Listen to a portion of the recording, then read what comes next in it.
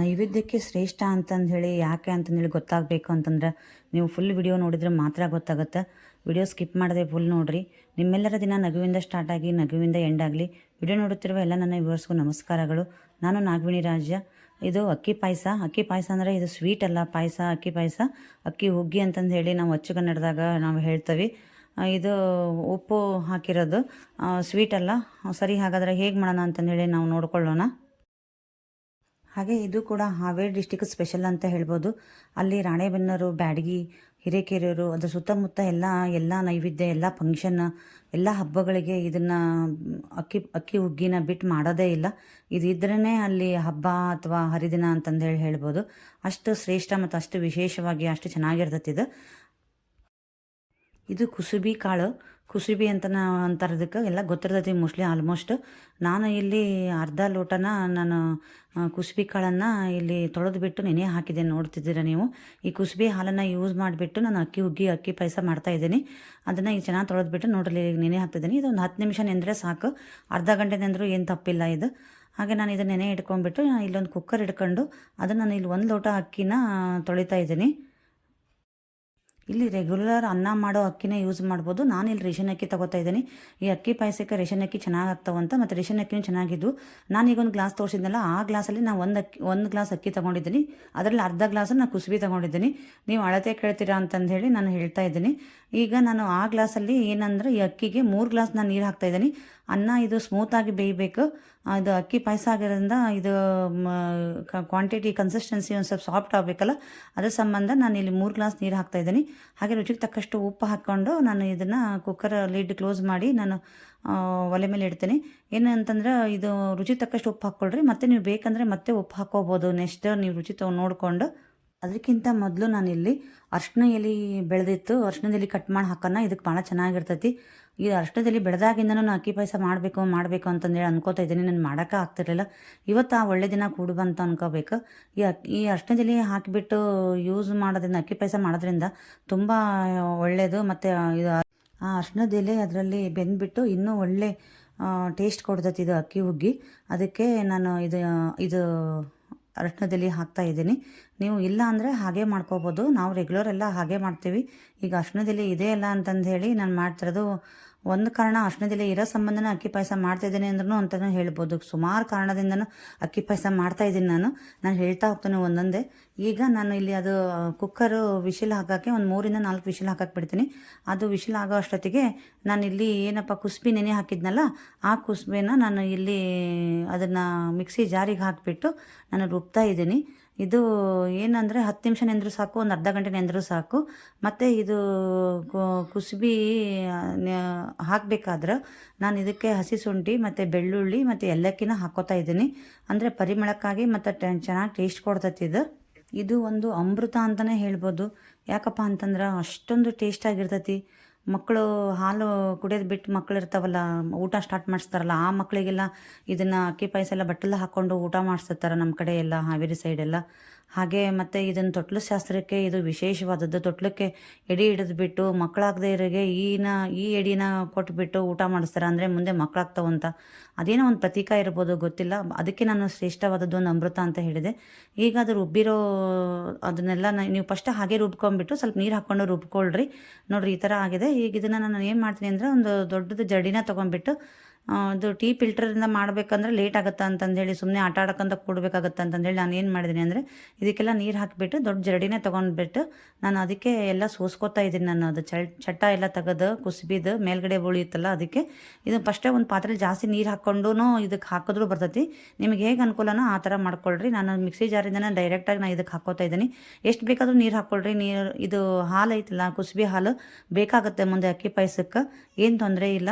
ಒಂದು 3 ಗ್ಲಾಸ್ ಆದ್ರೂ ನೀವು ಹಾಕೋಬೋದು. ನಾನು ಅಕ್ಕಿ ಹಾಕಿದ್ನಲ್ಲ, ಆ ಗ್ಲಾಸಿಂದ ಒಂದು 3 ಗ್ಲಾಸ್ವರೆಗೂ ನೀರನ್ನು ನೀವು ಹಾಕೋಬೋದು.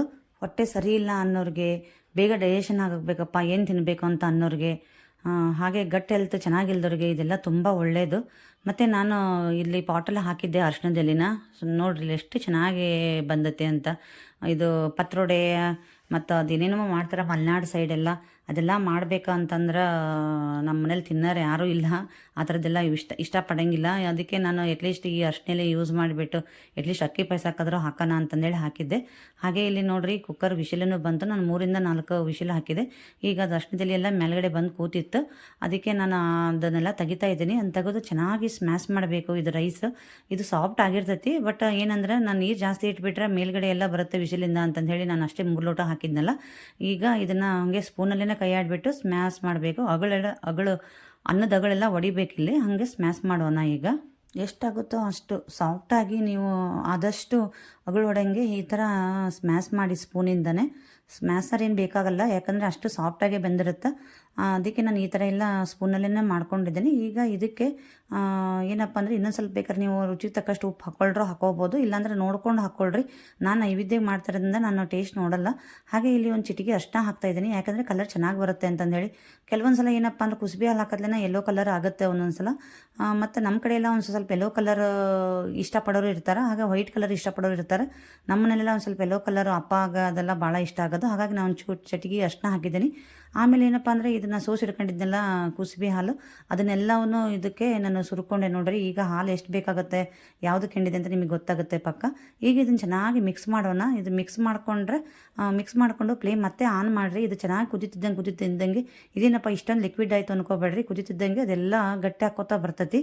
ನಿಮಗೆ ಗೊತ್ತಾಗುತ್ತೆ, ಅಯ್ಯೋ ಇಷ್ಟೊಂದು ಗಟ್ಟಿ ಆಯ್ತಾ ಅಂತ ಹೇಳ್ತೀರಾ. ಚೆನ್ನಾಗಿ ಪಳಪಳ ಅಂತಂದು ಹೇಳಿ ಹಳ್ಳಿ ಮನೇಲೆಲ್ಲ ಇದು ನಮ್ಮ ಹಾವೇರಿ ಕಡೆ ಎಲ್ಲ ಮಾಡ್ತಾರಲ್ಲ, ಎಲ್ಲ ಹಬ್ಬಕ್ಕೆ ಹರಿದಿನಕ್ಕೆ ಮಾಡ್ತಾರ ಅಂತವಲ್ಲ, ಫಂಕ್ಷನ್ಗೆಲ್ಲ ಮಾಡಿದ್ರು ಅಂತಂದರೆ ಈ ಥರ ಹೆಸರಿಡೋದಕ್ಕೂ ಅದಕ್ಕೆಲ್ಲ ಏನಪ್ಪ ಅಂದರೆ ಒಂದು ಕಡೆ ಗೋಧಿ ಹುಗ್ಗಿ ಕುದೀತಾ ಇದ್ದರೆ ಇದನ್ನೊಂದು ಕಡೆ ಅಕ್ಕಿ ಪಾಯಸನ ಅಕ್ಕಿ ಹುಗ್ಗಿನ ಇಟ್ಬಿಟ್ಟಿರ್ತಾರೆ ಕಿಚ್ಚದ ಮೇಲೆ, ಹಾಗೆ ಬಿಸಿ ಇರ್ತೈತಿ ತಂದು ಇಡ್ತಿರ್ತಾರೆ ಹಾಗೆ ತುಪ್ಪ ಹಾಕ್ಕೊಂಡು. ಇದ್ರದ್ದೊಂದು ವಿಶೇಷ ಏನಪ್ಪ ಅಂತಂದ್ರೆ ಆರಿದ ಮೇಲೆ ಮೊಸರು ಹಾಕೊಂಡು ಊಟ ಮಾಡ್ಬೋದು, ಬಿಸಿ ಇದ್ದ ತುಪ್ಪ ಹಾಕೊಂಡು ಊಟ ಮಾಡ್ಬೋದು. ಎರಡಕ್ಕೂ ಮೊಸರು ಮತ್ತು ತುಪ್ಪಕ್ಕೆ ಎರಡೂ ಕೂಡ ತುಂಬ ಟೇಸ್ಟ್ ಆಗಿರ್ತೈತಿ. ಇದು ಹಾಗೆ ಚೆನ್ನಾಗಿ ಕುದೀತಾ ಇದೆ ನೋಡಿ. ಇಲ್ಲಿಗೆ ಅಕ್ಕಿ ಪಾಯಸ ರೆಡಿ ಆಯಿತು. ನಾವೇನಪ್ಪ ಅಂದ್ರೆ ಎಸ್ಪೆಷಲಿ ನಾನು ಇದನ್ನು ಅಪ್ಡೇಟ್ ಆಗಿದ್ದೀನಿ. ಏನಪ್ಪ ಅಂದ್ರೆ ಉಪ್ಪು ಇರುತ್ತೆ, ಖಾರ ಒಂದಿದ್ರೆ ಚೆನ್ನಾಗಿರುತ್ತೆ ಇದರಲ್ಲಿ ಅಂತಂದು ಹೇಳಿಬಿಟ್ಟು ನಾನೇನು ಮಾಡ್ತೀನಿ, ಇದಕ್ಕೆ ಒಂದು ಲೈಟಾಗಿ ಒಂದು ಒಗ್ಗರಣೆ ಕೊಡ್ತಾ ಇದ್ದೀನಿ. ಚಂದನ ಒಗ್ಗರಣೆ ಅಂತಲೇ ಹೇಳ್ಬೋದು. ಏನು ಒಗ್ಗರಣೆ ಅಂತಂದರೆ ಇಲ್ಲಿ ಕಾಳು ಮೆಣಸಿನ ಒಗ್ಗರಣೆ ಕೊಡ್ತಾ ಇದ್ದೀನಿ ನಾನು, ಬ್ಲ್ಯಾಕ್ ಪೇಪರ್ದು. ಇದನ್ನು ಒಂದು ಸೈಡ್ ಎತ್ತಿಬಿಟ್ಟು ಚೆನ್ನಾಗಿ ಕುದೀತಾ ಇತ್ತಲ್ಲ, ನಾನು ಇಲ್ಲಿ ಒಗ್ಗರಣೆ ಪಾತ್ರೆ ಇಟ್ಕೊಂಡಿದ್ದೀನಿ. ಒಗ್ಗರಣೆ ಪಾತ್ರೆಗೆ ನಾನು ಇಲ್ಲಿ ತುಪ್ಪ ಹಾಕ್ಕೊಂಡ್ಬಿಟ್ಟು 1 ಸ್ಪೂನು, ಅದಕ್ಕೆ ನಾನು ಕಾಳು ಮೆಣಸನ್ನು 1ರಲ್ಲಿ 2 ಅಥವಾ 3 ಬ್ರೇಕ್ ಮಾಡಿ ಅದನ್ನು ಕುಟ್ಬಿಟ್ಟು ನಾನು ಇದನ್ನು ಅದಕ್ಕೆ ಒಗ್ಗರಣೆ ಅದೇ ತುಪ್ಪದಲ್ಲಿ ಕರೆದುಬಿಟ್ಟು ಇದನ್ನು ಡೈರೆಕ್ಟಾಗಿ ನಾನು ಅಕ್ಕಿ ಹುಗ್ಗಿ ಹಾಕ್ತೀನಿ.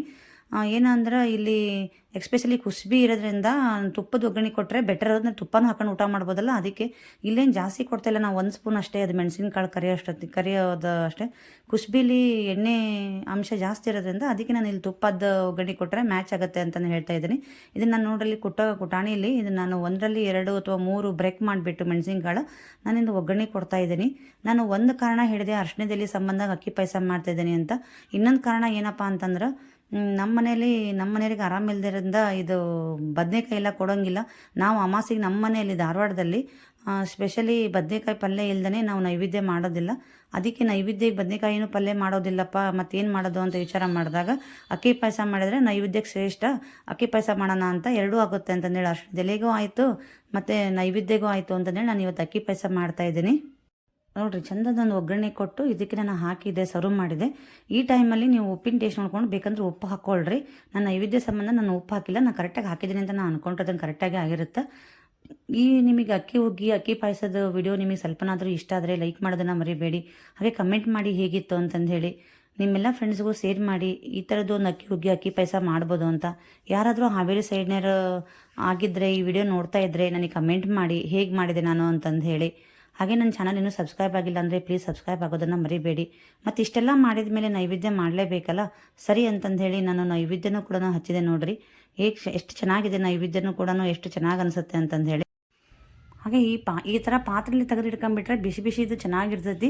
ನಾನು ಏನಾದರೂ ಮಾಡಿದ್ರೆ ಅಕ್ಕಿ ಹುಗ್ಗಿ ಆಗಲಿ ಗೋಧಿ ಹುಗ್ಗಿ ಮಾಡಿದ್ರೆ ಈ ಥರ ನಾನು ಬಳಿಚಿಟ್ಬಿಡ್ತೀನಿ, ಚೆನ್ನಾಗಿರ್ತೈತಿ. ಮತ್ತು ಬೇಗ ಹಾಳಾಗಲ್ಲ, ರಾತ್ರಿಗೀಗೂ ಮತ್ತು ಮರ್ದಿಸನೂ ಕೂಡ ಊಟ ಮಾಡ್ಬೋದು. ಅದಕ್ಕೆ ನಾನು ಈ ಥರ ಸರ್ವ್ ಮಾಡ್ಕೊಂಡ್ಬಿಟ್ಟೆ ಒಂದು ಪಾತ್ರೆಗೆ. ನೋಡ್ರಿ ಇಲ್ಲಿ ನಾನು ನೈವೇದ್ಯಗೆಲ್ಲ ಮಾಡಿದೆ. ನಾನು ಇದನ್ನು ಅಮಾಸೆಗೆ ಮಾಡಿದ್ದೆ, ಅಮಾವಾಸ್ಯೆ ದಿನ. ಇದು ಮತ್ತು ಅಕ್ಕಿ ಪಾಯಸದಲ್ಲಿ ಸ್ವಲ್ಪ ತುಪ್ಪ ಹಾಕಿ ಹಿಂಗೆ ಊರಿ ಬಿಟ್ಟರೆ ಸ್ಪೂನ ಅದು ಎಷ್ಟು ಚೆನ್ನಾಗಿ ನಿಲ್ತತಿ ನಾನು ಆವಾಗಲೇ ಹೇಳ್ದಂಗೆ ಬಿಸಿ ಅಕ್ಕಿ ಪಾಯಸಕ್ಕೆ ತುಪ್ಪ, ಆರಿದ ಅಕ್ಕಿ ಪಾಯಸಕ್ಕೆ ಮೊಸರು ಎರಡೂ ಹಾಕ್ಕೊಂಡು ಟೇಸ್ಟ್ ಮಾಡಿ ನೋಡಿರಿ ಹೇಗಿತ್ತು ಅಂತಂದೇಳಿ ನೀವೇ ಕಮೆಂಟ್ ಮಾಡೇ ಮಾಡ್ತೀರಾ. ನನಗೆ 100% ನಾನು ಅಂದ್ಕೊಂಡಿದ್ದೀನಿ. ಮತ್ತು ಇಷ್ಟೆಲ್ಲ ಆದಮೇಲೆ ಮನೆಯದವರಿಗೆ ಎಡೆ ತೋರಿಸಾಯಿತು. ನೀವೆಲ್ಲ ಅಮಾವಾಸ್ಯೆಗೆ ಏನು ಮಾಡಿದ್ರಿ ಅಂತಂದೇಳಿ ನನಗೆ ಕಮೆಂಟ್ ಮೂಲಕ ತಿಳಿಸಿ. ಇಷ್ಟೊತ್ತರೆಗೂ ವಿಡಿಯೋ ನೋಡಿದ್ದಕ್ಕಾಗಿ ಧನ್ಯವಾದಗಳು.